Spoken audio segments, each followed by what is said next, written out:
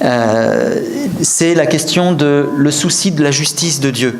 Parce que les arminiens vont dire il faut que l'homme soit le seul responsable d'avoir dit oui ou d'avoir dit non à Dieu pour que Dieu puisse porter un jugement au moment du jugement dernier. Sinon, ça veut dire que Dieu est injuste.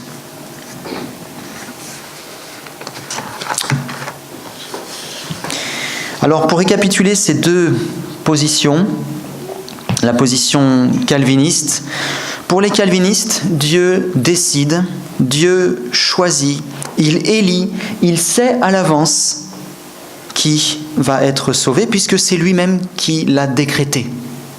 Il sait à l'avance parce que c'est lui qui l'a choisi. Et pour les arminiens, Dieu sait, Dieu connaît à l'avance, il use en fait de sa préconnaissance. Et le salut en fait est suspendu au oui de chacun des êtres humains. Ça va jusque-là ? On entre dans la... Il y a moins de oui que tout à l'heure. Hein. On va rentrer dans justement la lecture d'un texte.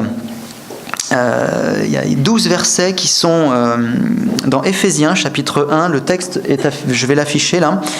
Et je vous invite à être très sensible, en lisant, en suivant la lecture, à être très sensible à toute cette présence de l'élection dans ce texte. Il s'agit donc de Éphésiens, chapitre 1, versets 3 à 14.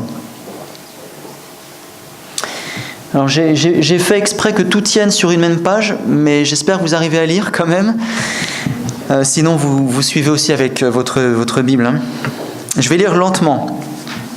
« Béni soit le Dieu et Père de notre Seigneur Jésus-Christ, qui nous a bénis de toute bénédiction spirituelle dans les lieux célestes en Christ. En lui, Dieu nous a élus avant la fondation du monde, pour que nous soyons saints et sans défaut devant lui.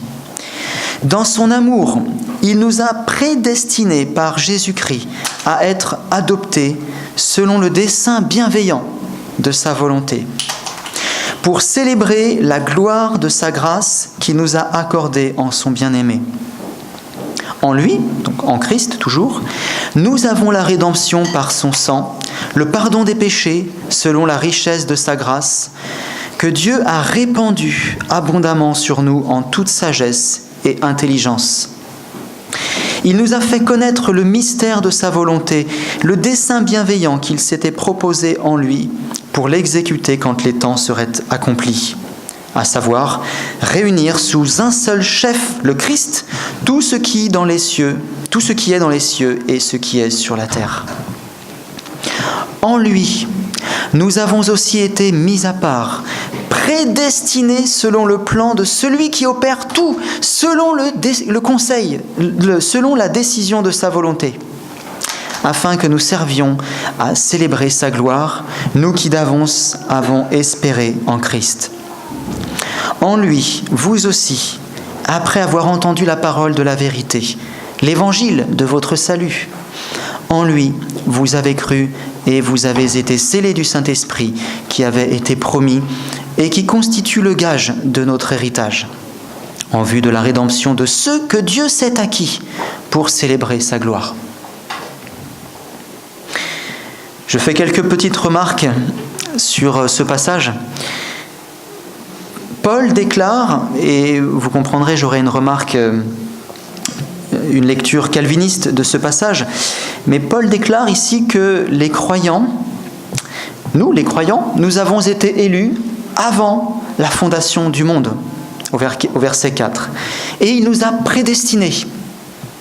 Et tout au long de ce passage, et là je mets maintenant en gras les passages, disons les versets qui mettent en relief cette volonté de Dieu qui est déterminante tout au long de ce texte. C'est la volonté de Dieu qui est déterminante.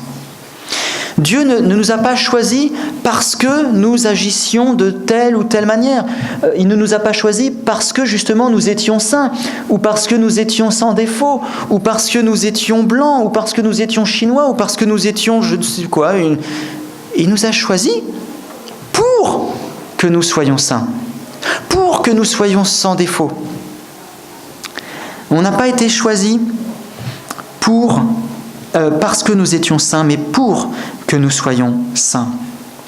En tout cas, que nous nous efforcions de mener une vie sainte. Et aussi, comme on le lit au verset 6, au verset 12 et au verset 14, en vue de célébrer sa gloire, sa grâce. Et là, ça rejoint ce que je disais tout à l'heure, l'exaltation de la gloire de Dieu. Ce n'est pas à nous de nous approprier la gloire de notre salut, mais notre salut doit au contraire nous inviter à tourner les yeux vers Dieu et lui dire notre reconnaissance. Pour le dire autrement, c'est la volonté d'amour de Dieu qui est présentée ici comme la cause de la prédestination, tandis que l'action humaine, notre action, notre agir, apparaît seulement comme la conséquence. Nous sommes élus en vue de mener une vie sainte, comme on le lit au verset 4. Alors, pour conclure, et après il y aura ce temps de questions-réponses, la doctrine de l'élection, comprise à la manière calviniste, c'est une révélation qui est omniprésente dans toute la parole de Dieu. Et nous devons l'accepter même si nous ne pouvons pas la comprendre totalement. Même s'il y a, il faut le reconnaître, une part de mystère ici. Elle est une doctrine qui doit en même temps nous rassurer, parce que comme nous l'avons vu tout à l'heure, même si nous ne pouvons pas tout en comprendre, elle nous rappelle que nous dépendons complètement de Dieu, qui est souverain et bienveillant, et quelque part c'est le message que nous envoyons à Dieu quand nous prions. Elle nous rappelle aussi que nous pouvons avoir l'assurance de notre salut, et que nous dépendons donc totalement de lui. Il nous gardera jusqu'à la fin. Notre oui sera oui jusqu'à la fin, dans la perspective calviniste. Et donc gardons à la lecture de ce texte 3 mots-clés. Le premier de ces mots, c'est la sainteté. Ce texte d'Éphésiens 1, versets 3 à 14, nous rappelle que le but même de notre élection, c'est la sainteté, comme on le lit au verset 4. Comme l'a dit un commentateur, et là je cite, « La meilleure manière de montrer son appréciation pour l'amour de Dieu, c'est de vivre ou de s'efforcer de vivre saintement, à l'exemple de Jésus-Christ, et non de discuter sans fin pour débrouiller le mystère. » Sous-entendu ici le mystère de l'élection. Donc ce premier mot clé, la sainteté. Deuxième mot, l'humilité.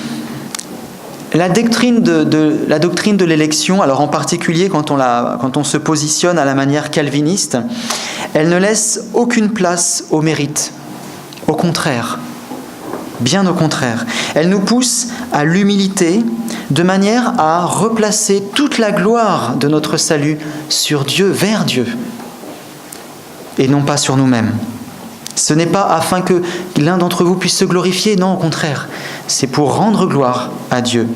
Et justement, ça nous amène à ce troisième mot-clé, qui est la louange, ou l'adoration, ou la reconnaissance encore, des synonymes ici. Cette doctrine de l'élection nous invite finalement à nous émerveiller du plan de Dieu et de son amour, l'amour qu'il répand sur nous avec bienveillance. Ça nous exhorte ici à la louange envers Dieu pour ce merveilleux plan qu'il a conçu de toute éternité et auquel il nous fait la grâce d'être participants. Amen.